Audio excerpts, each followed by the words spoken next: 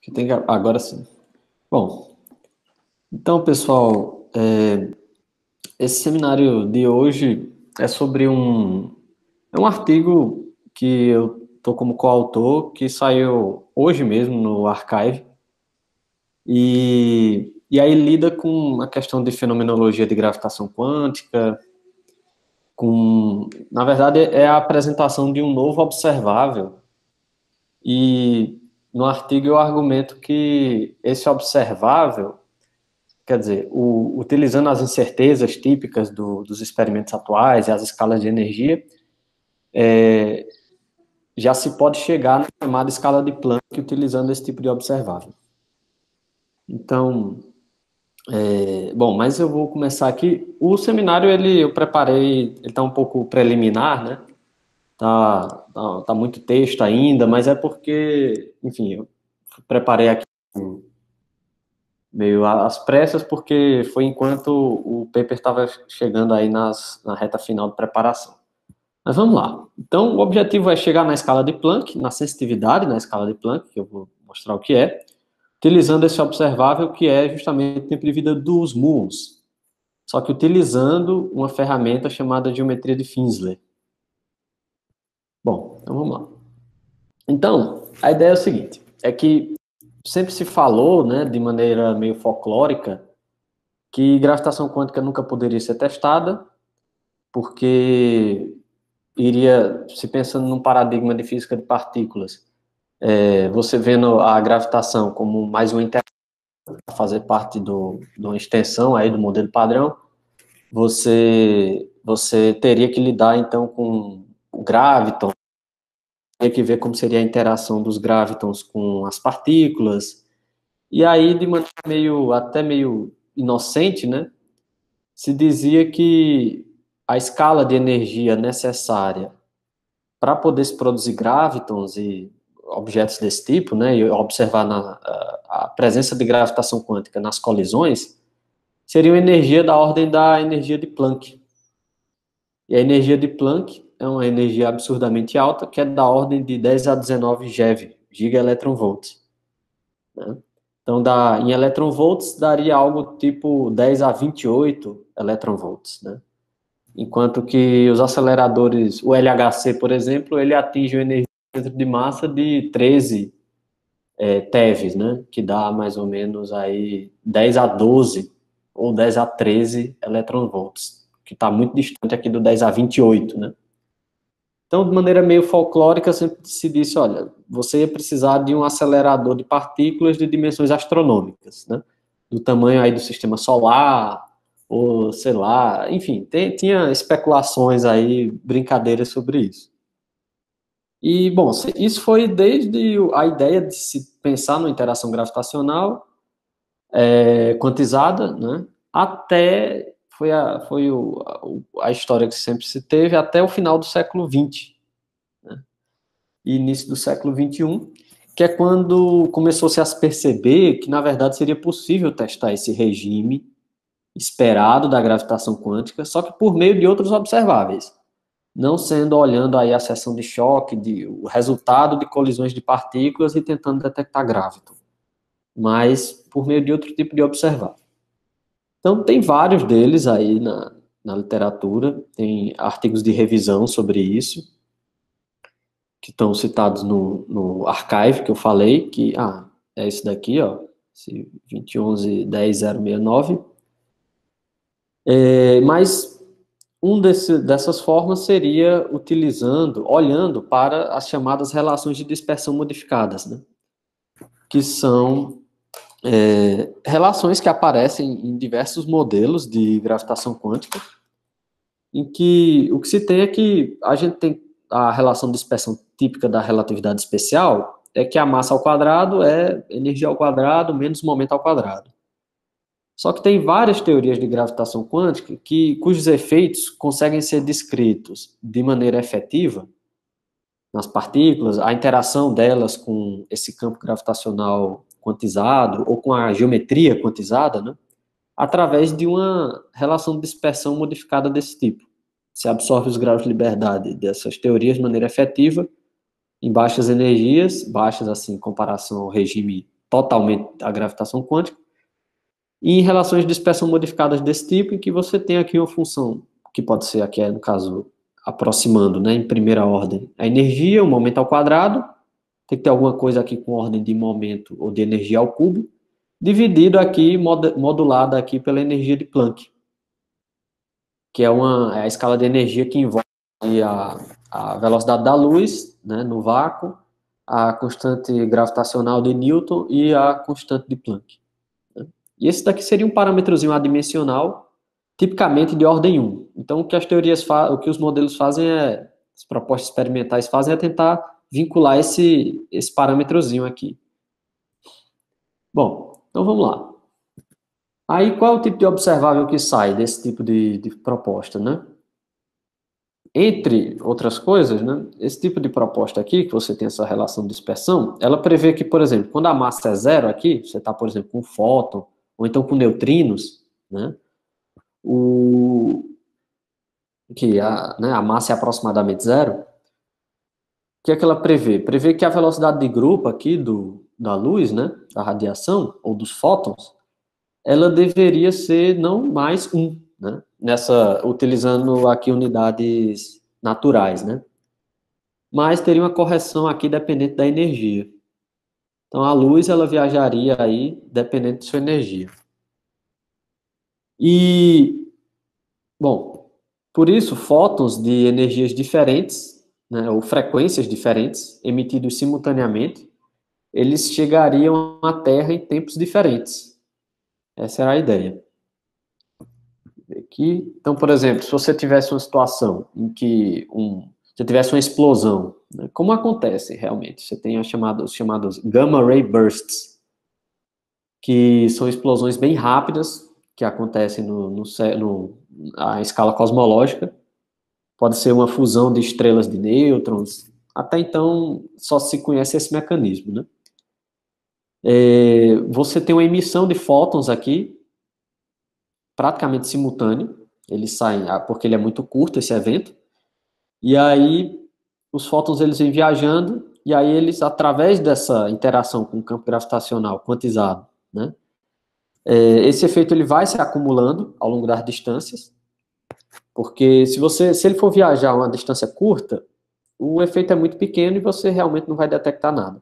Mas como eles viajam uma distância cosmológica, essa correção minúscula aqui, ela vai se acumulando, e aí, efetivamente, quando chegar na Terra, você vai ter uma diferençazinha de tempo na chegada desses fótons. Essa é a previsão, né? Isso nunca foi detectado, mas é um dos melhores candidatos aqui observáveis nesse tipo de modelo. E aí você tem telescópios como esse daqui, que é o MAGIC, que ele detecta raios gama e procura esse tipo de sinal. Isso daqui está dentro do contexto das chamadas violações da simetria de Lorentz, né?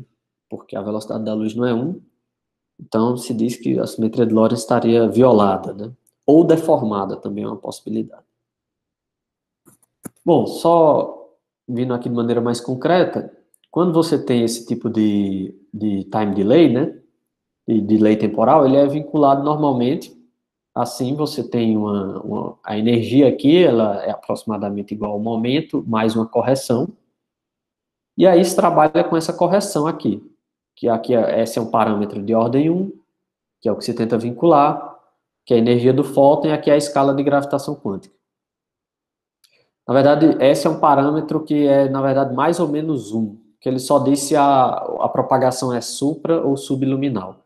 E aí você tenta vincular esse parâmetro aqui de gravitação quântica. Bom, então, com esse tipo de proposta aqui, a velocidade do fóton é prevista para ser desse tipo, e tem uma fórmula clássica e sempre utilizada pelos experimentais para tentar traçar esse delay temporal, que depende aqui de todos os parâmetros cosmológicos, porque ela viaja a uma distância cosmológica, então você tem a densidade de matéria escura aqui, ou a densidade de matéria, a densidade da constante cosmológica, aqui é o redshift, onde integrado aqui na distância. Então ele vai se acumulando com a distância, quanto maior esse Z, maior é o efeito, quanto maior a energia, maior é o efeito, e se consegue, então, vincular a esse tipo de observável, né?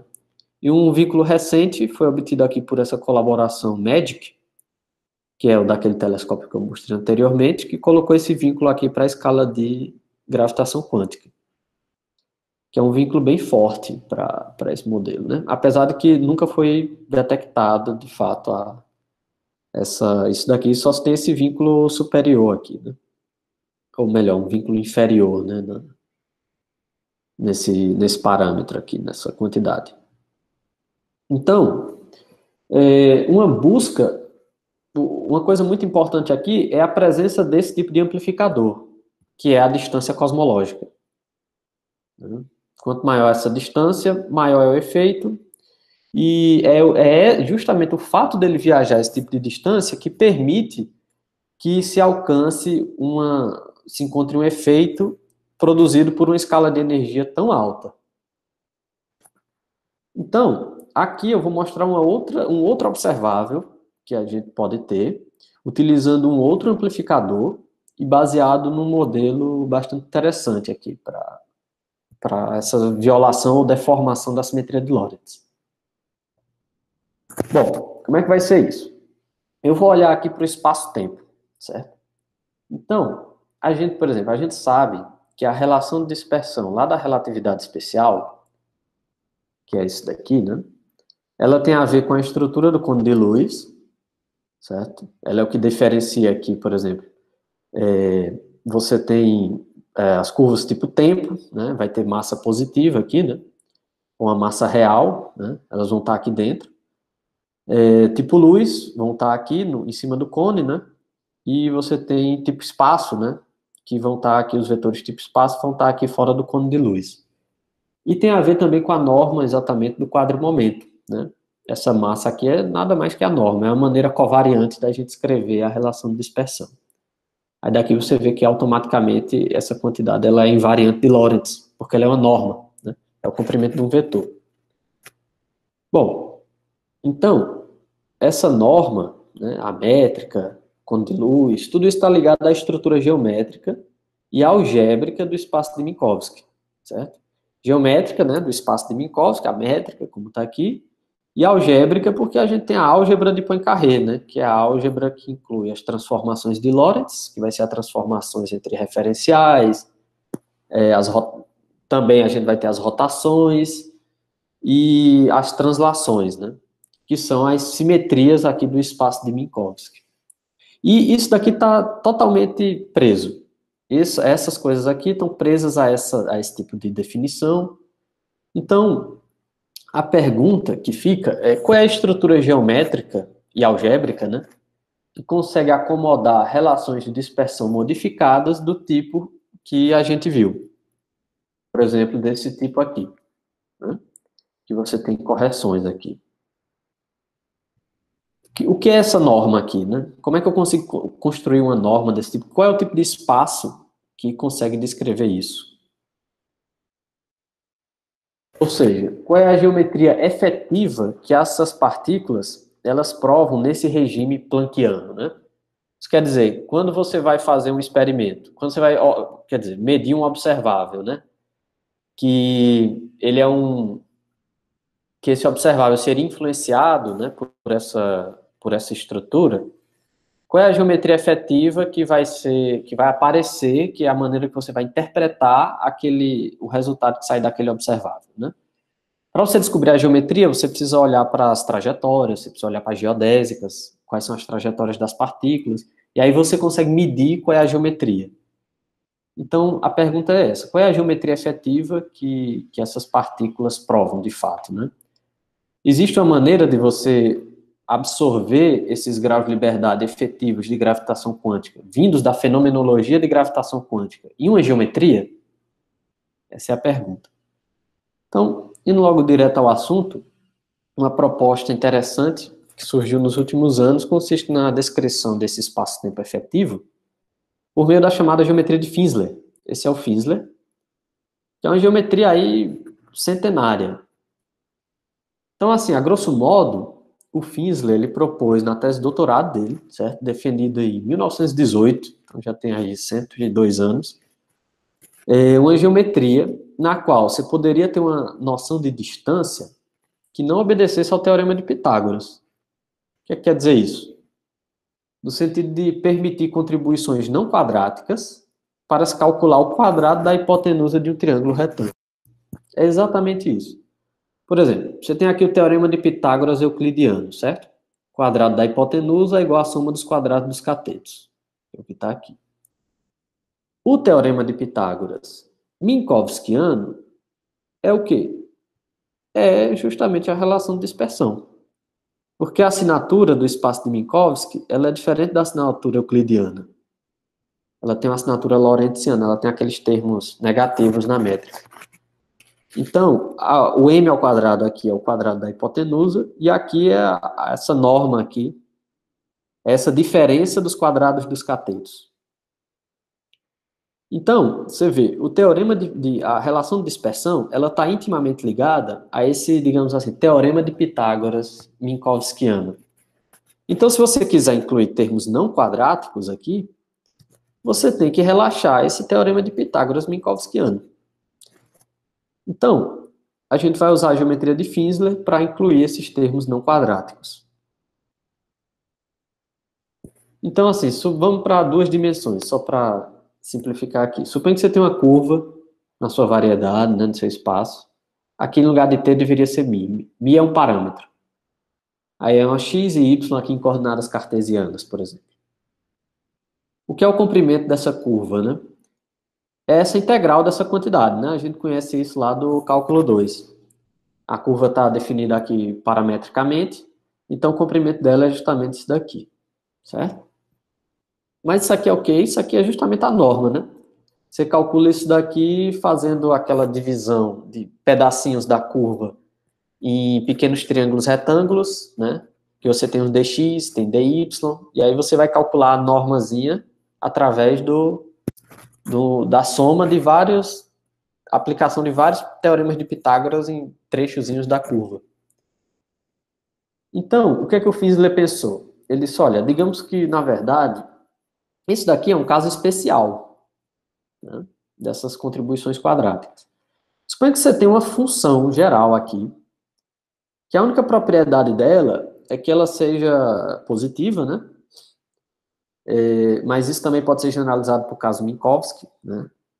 Mas, digamos que ela seja positiva e que ela seja, como dito, homogêneo de grau 1. Quer dizer, se você multiplicar aqui esse vetor por uma função, essa função ela sai aqui do argumento. É igual aqui.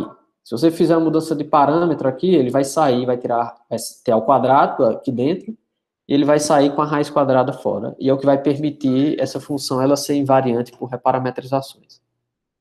Então, o que ele disse, olha, digamos que você tem uma função geral aqui. Como é que a gente lê uma métrica a partir disso? A métrica, ela é lida simplesmente como o hessiano aqui, dessa função ao quadrado. Então, você eleva ela ao quadrado e calcula a derivada segunda parcial aqui das velocidades. Aqui, xmi é x e y, nesse caso bidimensional, mas isso pode ser generalizado para o caso geral. Então, se você quer termos aqui, por exemplo, cúbicos, ou etc., ou pode ser uma função arbitrária aqui, o que você vai ter é que quando você calcular essas derivadas segundas, vai sobrar ainda uma velocidade. Então, você vai ter uma métrica que ela vai depender das velocidades. Essa é a lição da métrica de Finsler. Então, a métrica que, aqui no caso, eu estou fazendo o caso plano, né? Aí ele está dependendo só da velocidade. Mas se você tiver no espaço geral, né? No sistema de coordenadas geral, ele vai depender do ponto que você vai medir e da velocidade. Que ela está definida no espaço tangente, né? Configuração da mecânica analítica, né? Que são as coordenadas e as velocidades generalizadas. Então, é o espaço de configuração. É a geometria do espaço de configuração, basicamente isso. Bom, mas vamos ver como é que isso vai acontecer daqui a pouco.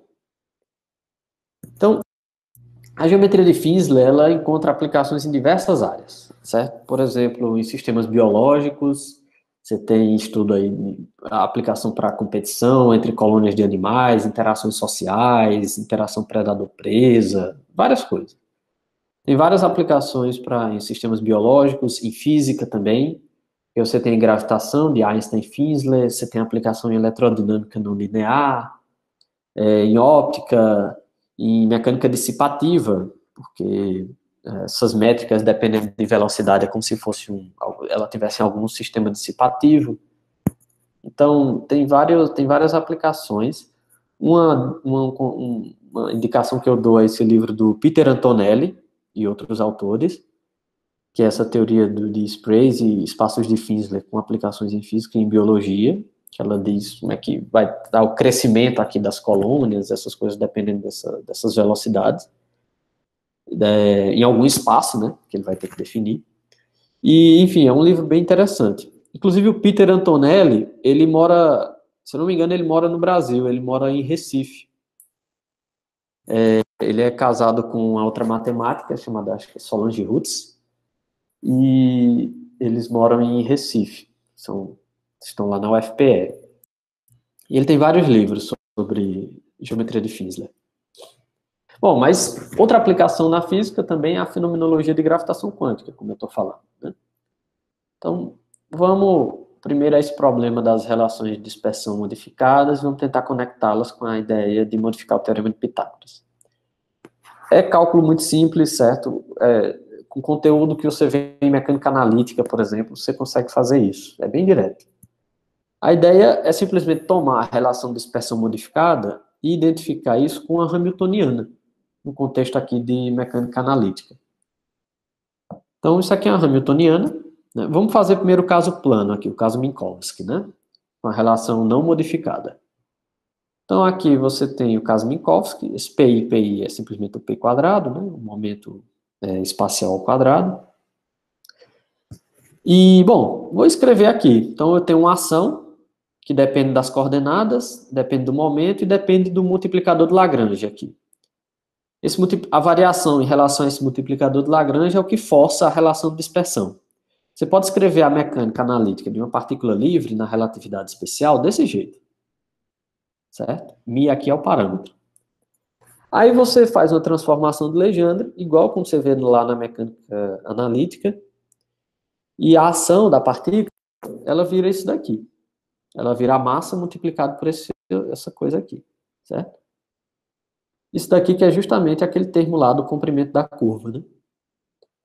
Então, você faz uma transformação de Legendre aqui da ação de uma partícula massiva e você termina na ação equivalente, que é dada justamente por essa expressão. Agora, e você vê aqui que essa expressão, essa ação, é justamente a massa multiplicado pelo comprimento do arco. Então, para você saber qual é a trajetória de uma partícula, livre na relatividade especial, ou na relatividade geral também, em que você teria que incluir termos aqui dependentes do ponto, né, para incluir a métrica curva, basta você extremizar o comprimento do arco, que essa curva viaja no espaço-tempo. Então, agora vamos ver relação de dispersão modificada. Então, lá no artigo a gente faz assim, suponho que você tem uma relação de dispersão que tem uma correçãozinha aqui, um parâmetro bem pequeno, que adimensional, e você vai ter uma função aqui que vai ser dependente aqui do momento. Então, a ideia é fazer justamente a transformação de Legendre, só que aqui, como ela é geral, o que eu vou acabar é justamente com a função daquele tipo lá, uma função que a gente vai identificar com a função de Finsler. Onde essa f aqui é justamente aquele termozinho lá, do comprimento do arco, só que corrigido aqui por esse valor aqui. Aqui deveria ter um epsilon. Eu esqueci de colocar. Então, se esse H aqui, né, ele se escreve dessa maneira, ele é uma combinação aqui, geral, aqui de momentos, né? Você tem momento ao cubo, momento à quarta, momento... Aí depende do seu modelo. Então, a função de Finsler, ela vai adquirir essa forma aqui, essa cara. Porque aqui quer dizer que essa é a função H, essa daqui, dependente do momento, dependente da velocidade. Então, quando eu inverto o momento pela velocidade, eu consigo inverter, a minha função de Finsler, ela adquire justamente essa cara aqui, em que aqui você tem esses fatores aqui, e aqui você vai ter as velocidades, e aqui o AN vai medir a potência de velocidade que eu vou ter. Então, se eu calcular a derivada segunda aqui com relação à velocidade, eu vou encontrar justamente o quê? Eu vou encontrar uma métrica de Finsler que vai depender da velocidade. Isso daqui pode ser generalizado para espaços curvos e sistemas de coordenadas gerais, tá? Então, a métrica de Minkowski-Finsler. Então, a ideia é identificar a função comprimento de arco com a massa menos 1 vezes a ação, certo? Enquanto a ação aqui, ela era a massa multiplicada por isso, só esse termozinho aqui vai ser o tal do comprimento de arco na minha geometria. Então, é nada mais, nada menos que isso daqui. Bom, então pronto, eu tenho uma geometria de Finsler aqui. Só que esse é o fim da história? Não é. Essa ideia aqui, ela já foi proposta antes, tá? Isso daqui não é... A ideia de fazer isso não é minha, ela é uma ideia... Eu tenho que colocar as referências depois, mas ela é uma ideia de um artigo, acho, de 2006, mas que está voltando aí em várias investigações, aí, tanto para essa geometria de Finsler, quanto para outras geometrias parecidas. E... Então, mas o que vai ser novo mesmo agora, vai ser a aplicação que eu vou fazer. Então, esse não é o fim da história, a gente ainda tem mais coisas, que é o seguinte. Vamos lá. Na relatividade especial e na geral, nós temos a chamada hipótese do relógio. Que é isso? Além na relatividade, você tem, tudo bem, a ação, né, as equações de campo, a hipótese de que as partículas livres viajam por geodésicas, né?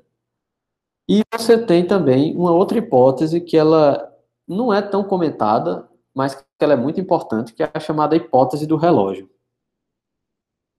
Então, ela diz o seguinte, que o tempo próprio, medido por um observador, é dado pelo comprimento do arco da curva que esse observador percorre no espaço-tempo. Só isso. Então, o tempo que eu vou medir no meu relógio, nada mais nada menos que esse comprimento aqui. Então, você tem aqui um espaço-tempo, um observador ele viaja aqui de A para B, e o tempo que eu vou marcar é o comprimento dessa curva. Isso daqui é um negócio fundamental da relatividade. Então, essa hipótese do relógio, ela de fato é testada, né? Ela pode ser utilizada para se calcular o efeito do paradoxo dos gêmeos ou da dilatação temporal do tempo de vida de partículas elementares e referenciais não inerciais. Vou mostrar como. Por exemplo, suponha que você tem uma partícula elementar, o muon, que tem um tempo de vida próprio, se ele tiver em baixas energias, ou ele vai ter, aproximadamente em repouso, né? Mas em baixas energias, ele vai ter um tempo de vida aqui de 2,2 milissegundos, microsegundos, né? Então, 10 aqui. Então, como é que eu mostro isso daqui, né? Como é que eu mostro? Só que quando ele vai para um referencial não inercial, eu vou ter uma dilatação do tempo. Como é que eu mostro isso? Eu tenho que abrir essa expressão aqui do tempo próprio. 2,2 microsegundos é o tempo próprio do muon, do tempo de vida próprio do muon, é esse daqui. Então, eu vou abrir isso daqui e vou comparar com o tempo medido por um observador no laboratório, que não é o observador próprio do muon. Então, para isso, eu vou abrir esse termo aqui. Se eu estou no sistema de coordenadas aqui cartesiano, ele dá simplesmente isso daqui, utilizando a norma de Minkowski, usual. E aí eu posso mudar o parâmetro. No lugar de mi, eu quero usar x0 como parâmetro. Quero usar o tempo coordenado como parâmetro da curva. Para isso, eu faço essa mudança de parâmetro aqui. Simples. Né? Só que você vê pela regra da cadeia. E, portanto, eu posso tirar ele daqui da raiz, né? Tá isso daqui. E aí, isso daqui dá 1. Esse termo dx0 dá 1. Isso daqui é a velocidade, né? Medida no referencial do laboratório, que x0 vai ser o tempo no laboratório. E eu mudei isso daqui para uma integral em dt, né? Ou em dx0. X0, t é o que eu estou chamando aqui de x0. Só para colocar a notação.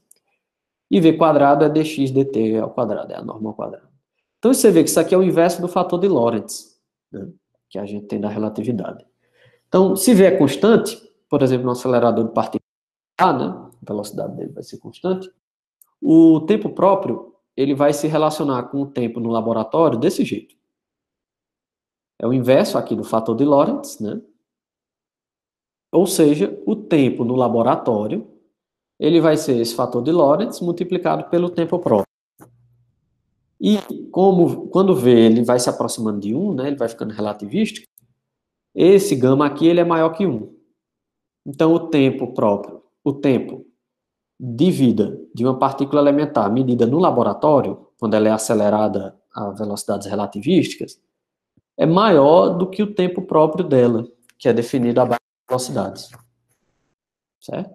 Esse é o fenômeno da dilatação temporal. Você não pode fazer só uma transformação de Lorentz, porque a transformação de Lorentz usual ela está definida para referenciais inerciais. E uma partícula girando no acelerador, ela é não inercial, né? Bom, se o laboratório é inercial, essa girando é um referencial não inercial. Então, essa dilatação ela é documentada em detalhes, utilizando um acelerador circular aqui no CERN, na década de 60, 70, né? Em bastante detalhes mesmo. Ele é um dos artigos, tem um artigo na Nature sobre isso, em que é como se fosse a pedra final aqui, o ponto final nessa questão da dilatação temporal, né? Tem pessoas que diziam que isso não existia, né, que era não físico, etc. E de maneira bem controlada, utilizando a hipótese do relógio direitinho, se determina a dilatação temporal, exatamente nessa quantidade.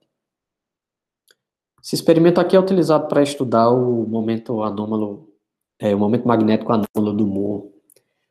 Mas a gente não vai utilizar exatamente isso daqui, a gente vai utilizar algo mais sofisticado. Quer dizer, mais energético. Sofisticado não. Então, a hipótese é o seguinte, vamos estender a hipótese do relógio para a geometria de Finsler, certo? E vamos ver o que acontece aqui utilizando os dados da física atual, né? Então, se vale na relatividade especial, se eu estou aqui mudando um pouquinho a relatividade especial, eu vou manter essa hipótese valendo também. Vou ver as consequências disso.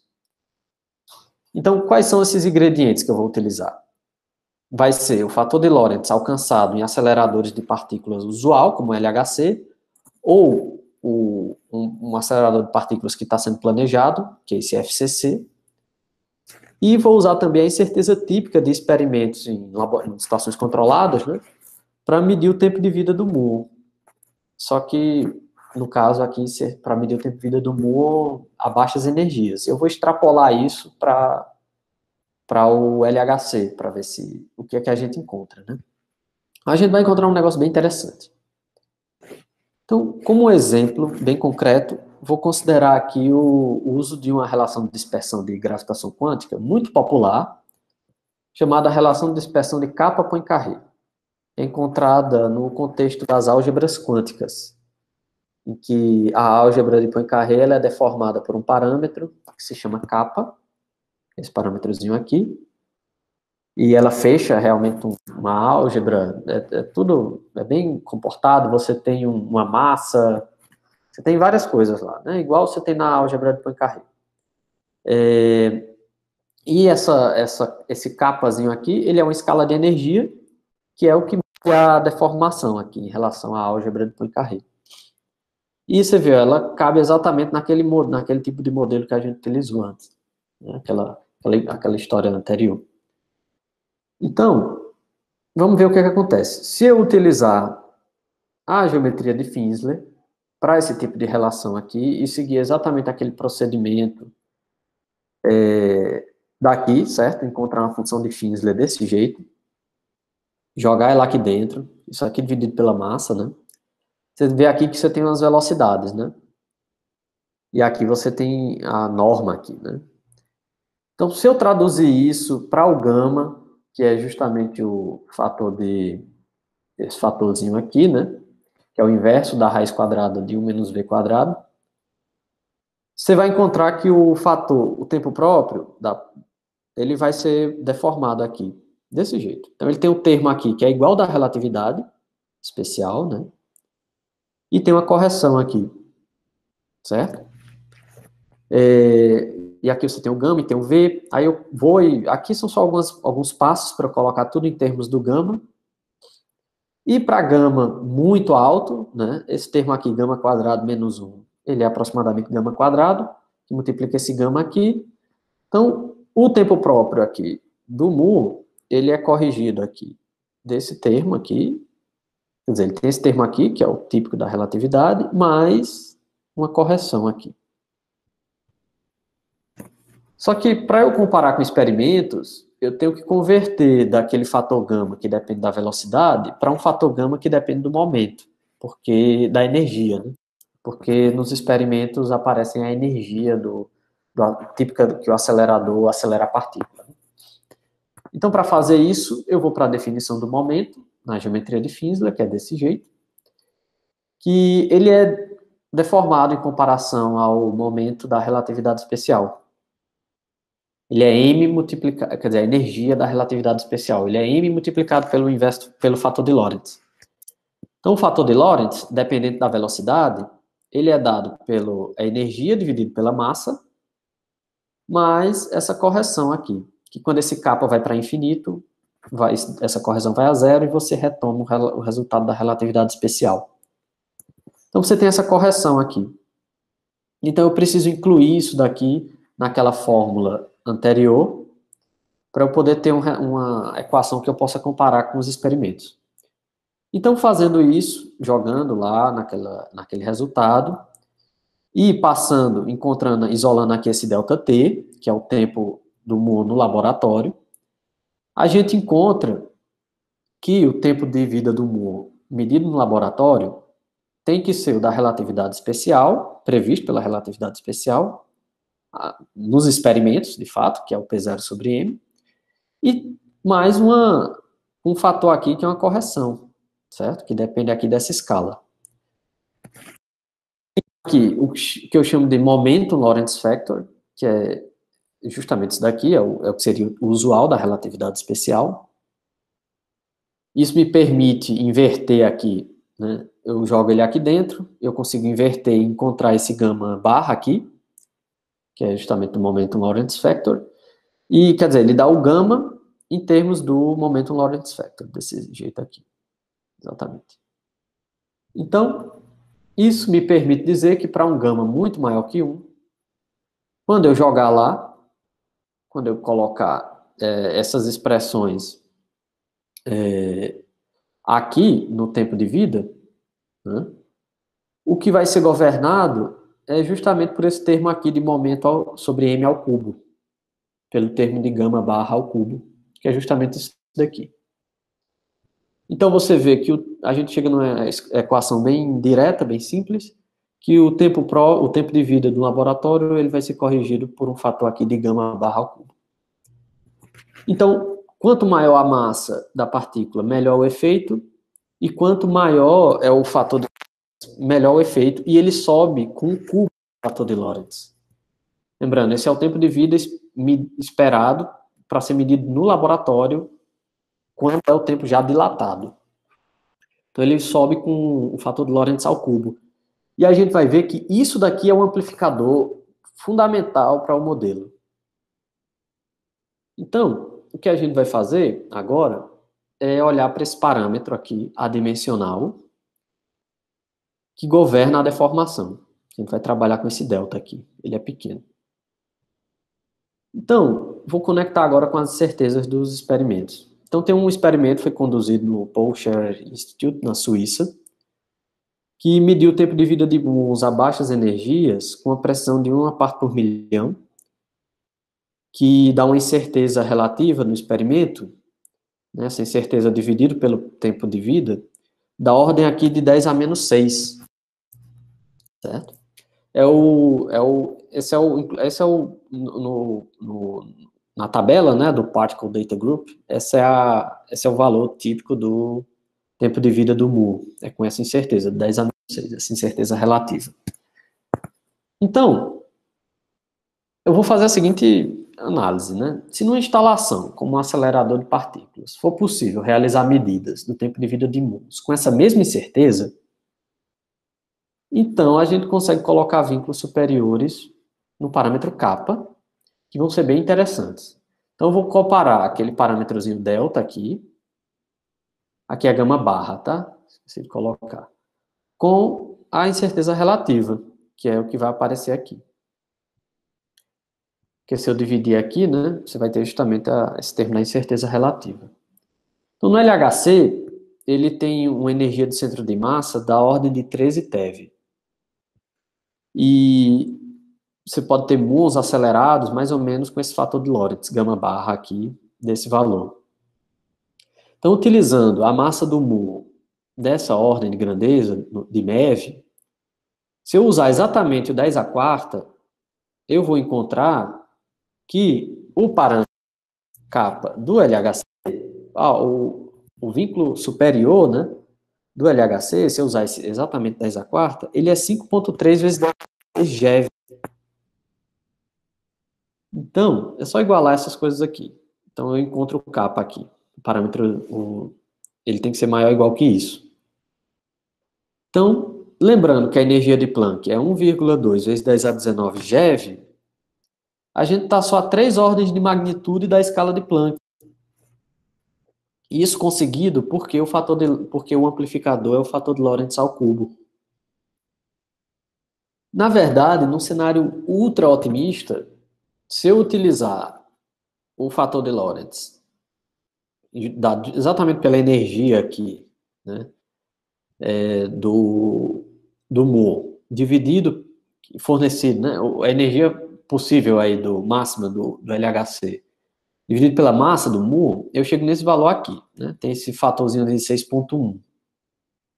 Então, isso me dá o kappa do LHC mega otimista, né, maior ou igual que 1,2 vezes 10 a 19 GeV. Isso é exatamente a escala de Planck. Então, é como você é um tiro de sniper aqui. A pessoa veio e ele foi no olho da escala de Planck, utilizando esse cenário mega otimista, né? Enfim, olhando aqui para esse efeito com esse amplificador. Isso é o que se chama de sensitividade na escala de Planck. É quando você consegue utilizar os experimentos atuais, né, a incerteza típica dos experimentos atuais, e você vê que você consegue vincular o seu parâmetro de deformação para ele ser aí um vínculo mais ou menos da ordem da escala de Planck. Isso é uma coisa muito desejada em fenomenologia de gravitação quântica. Sempre se busca efeitos em que isso aconteça. Aquele exemplo lá do time delay, isso acontecia. Porque você cai lá na incerteza do experimento que você consegue vincular na ordem da escala de Planck. Aqui é outro, é um novo observável. Então, assim, esse cenário talvez seja muito otimista, né? Porque eu estou supondo aqui uma escala de incerteza muito boa, né? Que eu não sei se consegue ser reproduzida no laboratório como LHC, né? No acelerador. E também que a partícula vai estar tão acelerada assim, né? Vai estar com essa velocidade tão relativista. Então, mas de qualquer maneira, a gente consegue relaxar um pouco algumas hipóteses se a gente utilizar um acelerador mais potente. Ele não existe ainda, mas ele está sendo planejado. Construir o chamado Future Circular Collider, também na Suíça, o FCC, que é um acelerador maior que o LHC, ele vai ter 100 km de circunferência, e deve acelerar partículas típicas desse tipo de experimento, tipo mu, com até aqui 10 a quinta de fator de Lorentz. Então, como o efeito ele aumenta com 10 ao cubo, né, chegando aqui, eu aumentando uma ordem de grandeza o fator de Lorentz, eu aumento em 3 ordens o efeito, que permite reduzir bastante as exigências, né, do nosso experimento. Então, de qualquer forma, se pode chegar aí na escala de Planck utilizando o FCC. Ele não foi construído ainda, tá uma briga aí, porque tem os prós e os contras, né? Muito caro, mas esse para mim seria mais um argumento, né? Para se construir esse tipo de acelerador. Então, só para finalizar, a gente lá no artigo considera também o caso bem geral, dá uma equação geral para dispersão modificada isotrópicas, né? Que depende só da norma do momento espacial. Aqui você tem os parâmetros, números naturais aqui, né? E o que a gente encontra é um tempo de vida assim corrigido, dado pelo tempo de vida da relatividade especial, corrigido por fatores aqui. E que esse gama aqui é o fator de Lorentz da velocidade, né? Tem que converter ele ainda, caso a caso, para o fator de Lorentz do momento, mas tipicamente deve ser da mesma ordem. E aí a gente tem algumas aplicações aqui é o que a gente já falou, do Kappa-Poincaré, naquela base. Tem para Loop Quantum Gravity também, você tem algumas previsões para gravitação de Horava-Lifshitz. Então isso aqui é uma tabela que se comunica com a comunidade de gravitação quântica em geral. E aí a gente tem aqui a descrição de cada uma delas. Bom, só concluindo, aqui a geometria de Finsler para formular a hipótese do relógio, da relatividade, para situações com relações de dispersão modificadas. E a gente viu aqui que, utilizando essas incertezas e escalas de energia típicas dos experimentos atuais, nós alcançamos a desejada escala de Planck. E esse resultado, ele introduz mais um candidato observável para vincular a deformação ou violação da simetria de Lorentz, inspirada pela gravitação quântica. Bom, é isso, pessoal, que eu tinha a apresentar. Obrigado pela atenção de vocês. Oi, Jálio. Beleza, então. Muito legal a sua apresentação. Pessoal, alguém tem perguntas para fazer? Eu tenho, o Moisés. Luiz. Pode perguntar. Beleza. Fala aí, Arley, beleza? Beleza. Bacana aí o seminário.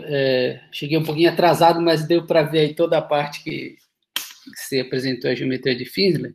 Uhum. E realmente tipo de coisa assim, muito simples e que você consegue extrair bastante, né? Então, aí você tá mencionando aí sobre a escala de Planck, que realmente do ponto de vista de gravitação quântica, digamos, é desejável ter alguma coisa que seja sensível nessa escala. Mas só com o que você mostrou, se eu entendi direito, com aquelas incertezas que já estão ali disponíveis nos experimentos acho que um experimento que você mostrou que dava uma incerteza que o kappa ficava da ordem de 10 a 16, GeV, não é isso? Isso, né? Então, se você fizer a medida, né, utilizando muons de baixa energia, você tem uma incerteza relativa da medida do tempo de vida de 10 a menos 6. Sim. Então, o que eu fiz foi extrapolar.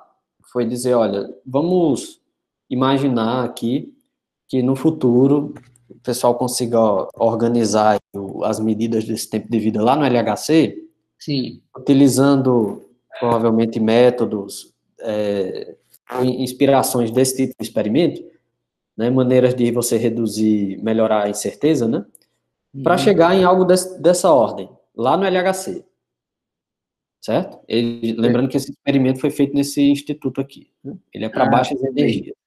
Então, se isso for feito lá no LHC, se eu te cobro e você me dá isso, eu te dou um resultado fantástico, que é a escala de Planck.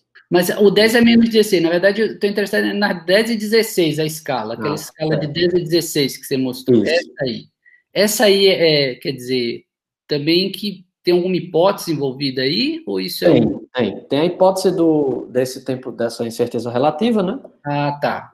E eu fui um pouco mais comedido na escala no fator de Lorentz. Eu botei só exatamente 10 a quarta. Tá, né? certo. Exatamente 10 a quarta dá isso. Agora, se eu for para o fator de Lorentz, utilizando a energia fornecida aí no LHC de 6,5 TeV, dividido pela massa do muon, que dá o fator de Lorentz, né? Tudo bem. Dá um a maisinho aqui de 6,1. Sei. Aí você vai para a escala de Planck. Aí eu bato. Tá. Tá certo, Yala. É porque eu ia te falar, perguntar, na verdade, Yala, era uma curiosidade minha, é porque a escala de 10 a 16 GeV também é uma escala muito interessante, né? Porque ela não é a escala de Planck, mas 10 a 16 GeV é a escala característica dos modelos de inflação. Então, quando você se você vai olhar esses modelos inflacionários, inclusive no início o pessoal usava, digamos, como sempre a escala de grande unificação, né? Uma escala que era 10 a 16 GeV. Depois essas teorias de grande unificação, elas saíram meio do cenário, mas essa escala continua importante, porque os estudos dos modelos inflacionários apontavam que a inflação ocorreria nessa escala aí de 10 a 16. A minha questão é exatamente se você pode abordar não só, talvez esse método, em princípio, não só a escala de Planck, mas uma física que está abaixo disso, né? Os modelos inflacionários, por exemplo. Exatamente. Incerteza e um amplificador, né? E fator de Lorentz. Aí o que eu acho é que você poderia pensar numa situação dessa e olhar para a inflação, né? Olhar como é que está o tempo de vida das partículas no cenário inflacionário, né? Como é que as partículas estão decaindo no período inflacionário. Eu não sei se tem esse dado, talvez tenha, né? Como se espera, né? Que as partículas decaiam no período inflacionário, que é governado por essa escala de energia, e é isso, e olhar para e ver se, enfim, se a incerteza, né, nesse tempo de vida, se a gente consegue jogar com essa incerteza e chegar nessa escala também, né, reproduzir essa escala também. Porque aí, no caso, é mais uma observação, né, não é uma medida, isso não está numa situação controlada, né. Sim, claro. Vamos utilizar os métodos aqui, por exemplo, utilizado em institutos desse tipo, para melhorar a medida, né? Eu não sei, eu confesso que eu não sei, mas eu acho que isso é interessante, isso é inclusive uma coisa a mais para eu acrescentar numa segunda versão do artigo, porque é isso, né? Ele cai exatamente na escala de inflação, exatamente. Aí tem aqueles períodos de reaquecimento, né? Talvez você possa, digamos, é uma maneira de você investigar que esse período de reaquecimento que tem no final da inflação para entrar no Friedman, né? Realmente é meio que um limbo, uma coisa misteriosa ali, né? Sim. Então, você consegue, de repente, com algum método aí, investigar essas escalas, é interessante mesmo, né? Sim, não, muito legal. Eu acho isso daí mesmo. Tá, valeu, Yalen, muito bom, cara. E assim, outra coisa, esse método de Finsler, você aplicou aí nesses modelos com que é violação de Lorentz, né? Violação ou deformação de Lorentz. Certo. E tem esses modelos, tipo do Kosteletsky, que você viola Lorentz, que é coisa que eu trabalho aí já há um tempo. Então, é isso daqui. Você me dá a relação de dispersão modificada. Tá. Que eu te dou a previsão aqui. Se eu te der uma relação dessa modificada, aí a gente sabe calcular aí imediatamente como é que o tempo, como é que a física pega o relógio aí. Exatamente. Eu consigo calcular exatamente isso daí e te dar um vínculo. Beleza. A gente montou esse algoritmo geral aqui. Tá, eu vou dar uma olhada até se isso está feito aí pela literatura dessa violação de Lorentz, a moda do eu falei a gente escreveu por Nick Mavromatos, cara de teoria de cordas, que a gente pediu para ele endossar para a gente colocar esse artigo no archive de Física de Altas Energias, Fenomenologia, né? Tá. Aí ele endossou tal, aí ele falou umas coisas interessantes, que ele disse, olha, no meu modelo, nos que eu trabalhei há um tempo, você tinha, pela presença de gravitons, né, pelo fato de você ter lá gravitons nos loops, as coisas, isso afetava o tempo de vida das partículas, né? Sim. Justamente pela escala de Planck. Então, ou melhor, a escala dele lá de cordas, né? Que não é exatamente a escala de Planck. E aí ele disse que, enfim, essa a maneira que eu interpretei é que essa maneira aqui é uma maneira efetiva de você entender a mesma coisa, sabe? No caso, por um lado lá, seria os loops aí dos gravitons, né? Da presença de gravitons, e que está afetando, e aqui eu estou absorvendo essa informação numa geometria não riemanniana. Entendi. E olhando para o relógio, para a hipótese do relógio. Certo. Então a gente inclusive citou aqui acho que não está aqui, né? Esse caso da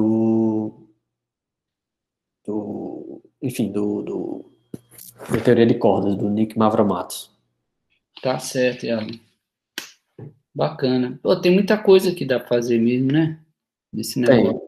Tem. Eu acho que eu vi uma ideia parecida esse ano, com o cara falando, na verdade, daquela capa Poincaré, né? Sim. Só que em outra base. Né? Numa base em que a relação de dispersão não é modificada. Tá. E aí, só que ele olhava para as antipartículas, ele fazia uma transformação, que é para chamada antípoda, e aí olhava para as antipartículas, e aí a previsão dele é que você ia ter um tempo de vida diferente entre partícula e antipartícula, ia ter violação do CPT, e ele tinha um amplificador que era dado, só que era dado pelo fator de Lorentz ao quadrado. E aí ele não chegava na escala de Planck. E aí, no nosso caso, é fator de Lorentz ao cubo. Aí bate exatamente na escala de Planck. Certo. Tanto com LHC, né, mas principalmente com FCC. Beleza. O Yarley, e esses slides aí, não é aquela parte da inicial ali da continha, você poderia compartilhar comigo essa conta inicial que você colocou? Depois você pode me enviar, por favor? Posso. Aí eu vou caçar aqui para ver se tem esses modelos aí que eu ando estudando, né? Se o pessoal já fez esse tipo de coisa aí. Mas eu nunca vi, realmente. Nunca vi. Tá, joia, muito bom, cara. Valeu. Luiz. Mas alguém tem perguntas?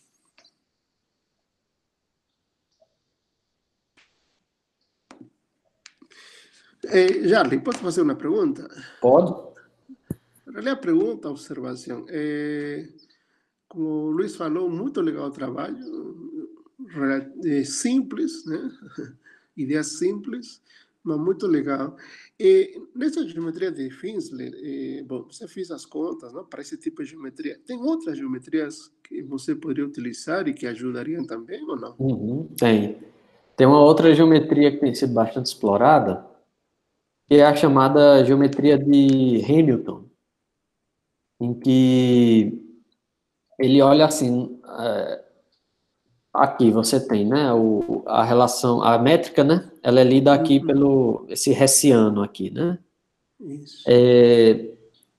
Na geometria de Hamilton, ao invés de você partir de um comprimento de arco assim, você parte da relação de dispersão. Você diz, olha, vamos dizer, na verdade, que a relação, por exemplo, aqui, né? Aqui está o Hamiltoniano. Aí é dado desse jeito aqui, P0² menos P², ou esse daqui, né? Então, se eu pegar esse Hamiltoniano aqui e eu calcular a derivada 2 vezes com relação ao momento, o momento desaparece aqui e vai sobrar só a métrica, certo? Então, ele identifica uma métrica a partir disso. Portanto, se você tiver termos desse tipo aqui, correções desse tipo aqui, você calcular a derivada 2 vezes, vai sobrar um momento. Então, você vai ter uma métrica, ao invés de ser dependente da velocidade, vai ser dependente do momento. O problema é que você não pode pegar essa métrica e aplicar diretamente aqui, virar um comprimento de arco e fazer as contas, porque se você fizer isso, o comprimento de arco que vai estar definido, ele não vai ser invariante por reparametrização. E você não quer isso, você quer poder mudar o parâmetro da curva, né? Como é que você está descrevendo a curva, e você tem o mesmo comprimento de arco, né? Ele não pode depender disso. Então, mas pode-se seguir um procedimento intermediário, que ainda não está muito bem estudado, que é uma maneira de você mapear a geometria de Hamilton na geometria de Finsler. Aí você faz um mapa da geometria do espaço de fase, que é a geometria do espaço-tempo mais momento, né? E mapeia isso para o espaço de configuração. Se você conseguir fazer isso direitinho, tiver um mapa bem definido, aí você define o comprimento de arco e aí você pode fazer o mesmo tipo de cálculo. E olhar para o mesmo observável. Eu acho que esse artigo ele tenta inaugurar, né, uma maneira de você fazer esse tipo de análise e assim, aí eu espero que mais pessoas, né, que trabalham com isso se interessem, né. Esse é um trabalho que tenta tocar em 3 comunidades, né, porque toca no pessoal de partículas, que está olhando aqui para dados do LHC, para vida de Morse, para o pessoal de fenomenologia de gravitação quântica, né, já que tem esse resultado final que é bem positivo, e para o pessoal de geometria de Finsler, os geômetras mesmo. E aí eu acho que os geômetras podem ficar interessados em trabalhar junto com o pessoal de fenomenologia de gravitação quântica, de encontrar outras maneiras de olhar para esse observável, né? O principal aqui foi só uma maneira de fazer, né? Mas eu acho que a lição principal é fazer uma coisa que o pessoal não tinha feito, que é olhar para a geometria de Finsler, olhar para o comprimento de arco e utilizar a hipótese do relógio, sabe? E utilizar a hipótese do relógio, simplesmente estender a hipótese do relógio para olhar para o tempo de vida de partículas. Eu acho que essa é a principal mensagem. Como você vai encontrar a geometria de Finsler, a métrica de Finsler, né, ou a função aqui, aí é outra história. Aí cada um vai trabalhar de uma maneira. Mas o principal, eu diria que é isso. Uhum. Uma outra pergunta. Bem no início você falou das deformações de Lorenz, né? Sim. E lá tem... basicamente você tem uma situação supralinear, é decir, velocidades maior que a luz. Isso. Isso experimentalmente dá para encontrar? Então, dá porque nunca encontraram, né? Mas, mas o que eu quero dizer é que se pode encontrar vínculos, né? Por exemplo, aqui, né? Você tem a relação de dispersão modificada e você tem a velocidade da luz aqui diferente de 1, certo? Uhum. Quando S é positivo, é subluminal, quando S é negativo, é supraluminal. E aí, esse parâmetrozinho aqui é quantum gravity, né? Quando ele é ordem 1, né, esse n é igual a 1, o que se encontra é que, utilizando essa diferença de tempo, né, que ela vai se acumulando com a distância cosmológica, se consegue colocar um vínculo de que ela tem que ser maior ou igual que 0,58 vezes 10 a 19 GeV, que é a escala de Planck. Então, se tem... Você não é um vínculo do tipo... Está muito distante, sabe? Não, já é um vínculo bem razoável, né? Nunca se detectou isso daqui, né? Só se eu encontrar outro lado aqui da desigualdade, né? Mas nunca se encontrou esse tipo de propagação, né? Supra nem subluminal, mas a boa notícia é que os experimentos já estão na sensitividade da escala de Planck, né? Que é isso daqui. E aí o que eu estou mostrando aqui, olha, se você utilizar as mesmas coisas, aqui tem 0,58 vezes 10 a 19 GeV, você vai achar aqui também 10 a 19 GeV, utilizando essas incertezas típicas. Tá. Então, em princípio, estaríamos perto de verificar que Planck pode ter partículas supralineares, né? Já estão testando, já estão nesse regime, né?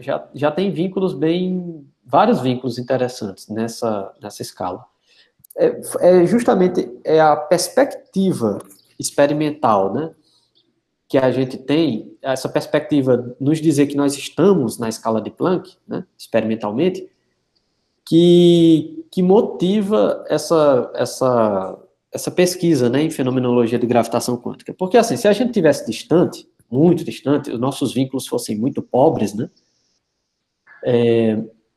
não faz sentido estar procurando essas coisas, né? Uhum. Não tem como você vincular de jeito nenhum, não tem como você checar com o experimento. Mas como a gente já está aí tão perto, foi o que inaugurou essa chamada fenomenologia de gravitação quântica. A perspectiva de fazer isso veio no final do século XX, início agora do XXI, e hoje em dia, já faz uns 10 anos, mais ou menos, nós já estamos detectando nessa escala de Planck esse tipo de modelo.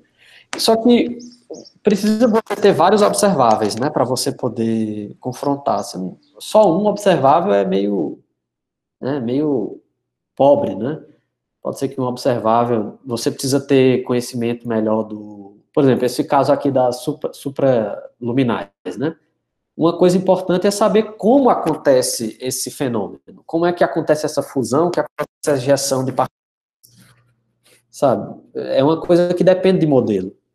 Então, também, né?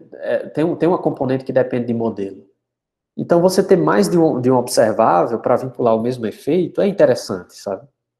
E aí é por isso que eu não fico tão intimidado, né? Pelo tipo de vínculo que já existe utilizando fótons, né? Utilizando aquele time delay. Porque, olha, quanto mais observáveis a gente encontrar para olhar isso daí, melhor. Né? Porque vai que dá alguma coisa, né? Vai que aparece essa violação ali, e aí você tem que, então, ver por que é que, lá no caso dos fótons, você não está encontrando. Mas aqui com as partículas massivas, você está com decaimento.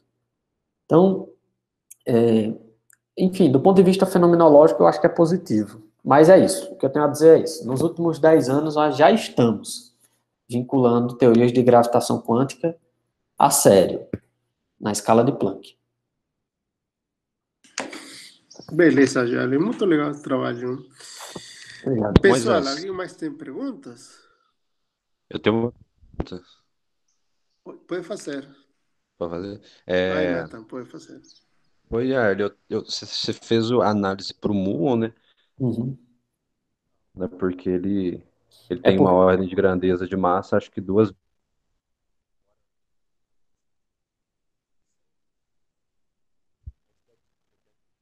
Nathan, eu acho que eu não estou te escutando. Você não Caiu tá aí. ouvindo? Agora eu estou, pode falar. Ah, tá? Tô. Então, você tinha falado, você fez a análise para o muon no final, né? Aí eu estava Uhum. pensando no tal, né? Porque ele tem uma ordem a massa dele é uma ordem de grandeza, acho que duas vezes maior, né? E Sim. embora o tempo de vida dele seja bem menor, né? Acho que 7 vezes menor. Mas o que eu quero dizer é o seguinte, né? Que se você colocar a massa do tal aí, talvez o que ele gere, né? O resultado que ele gere seja mais. Peraí que passou um carro aqui. Aí, se você colocar a massa do tal, aí talvez o resultado que ele gere seja relativamente alto e seja melhor experimentalmente. Tem que ver, porque tem que jogar com a incerteza do experimento também. Tem que ver como é que está a incerteza relativa da medida do tempo de vida do tal, Tá. né? É esse joguinho aqui tem que jogar com, exatamente, são os três parâmetros: a incerteza relativa, a massa e o fator de Lorentz. Né? Fator de Lorentz, tudo bem, a gente já tem aqui, né? Enfim, mas fator de Lorentz aqui a gente vai determinar pela massa também, né? Mas é basicamente a massa e a incerteza relativa. Então, pode ser que, tudo bem, ele aumente com a massa o efeito, mas se a incerteza relativa for mais pobre, né? A precisão do experimento para a medida do tempo de vida do tal for mais pobre e a perspectiva de fazer isso também, de melhoramentos, não for tão boa, aí não fica tão interessante. Mas, para mim, assim, o próximo passo é justamente olhar as outras partículas. Eu olhei para o muon porque ele era o mais preciso aqui dessas, né? Comparado com o Kaon, com outras partículas também, com outros estados, ele é mais interessante. Mas, enfim, mas o próximo passo é olhar aqui para as outras, ver como é que está essa questão. Eu tenho interesse também em talvez interagir com, talvez não, com certeza interagir com alguém de física de partículas para dar uma olhada nisso, né? Para ver qual é a perspectiva de melhoramento. Isto é, se essa hipótese de utilizar essa incerteza relativa para a medida do tempo de vida do muon, ela ela é muito otimista, ela é otimista demais, ela é totalmente realista. O que é que se espera chegar, onde se espera chegar, para eu poder ter uma estimativa melhor de qual seria esse vínculo, né? Em termos mais bem realistas, assim. O que eu estou falando é que, sendo otimista, a gente bate no olho da escala de Planck utilizando o que a gente tem hoje. Mas, de qualquer maneira, há espaço para melhoras, tanto do ponto de vista de melhorar, né, tentar melhorar a incerteza dos experimentos, quanto também, principalmente, né, nesse fato da construção de um acelerador mais, né, que alcance aí uma energia de centro de massa maior, né? Certo. Uma outra coisa também que eu pensei é que se é possível com essa geometria de Finsler você Uhum. colocar um vínculo no observável do momento magnético anômalo do muon, porque ele é um observável ali que está desviando ali do sigma 5 do modelo padrão, pelo Esse menos as previsões.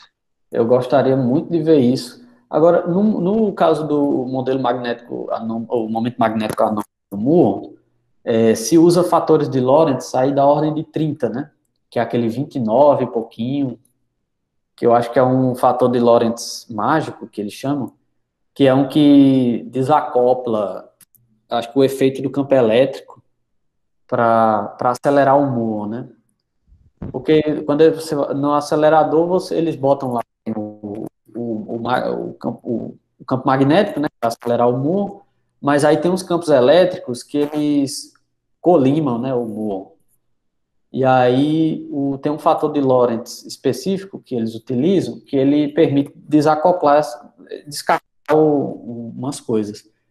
E aí esse fator de Lorentz, se eu não me engano, ele é aí mais ou menos 29 ponto alguma coisa. E aí ele é um fator de Lorentz bem baixo, né? Comparado aqui a 10 a quarta. Aí eu não sei, talvez, mas tudo depende da incerteza do experimento, né? Quão preciso está essa medida, né, do momento magnético anômalo. Se for muito preciso, aí você não precisa ter um fator de Lorentz realmente tão alto, né, para poder ver para poder ver uma deformação gerada pela geometria de Finsler.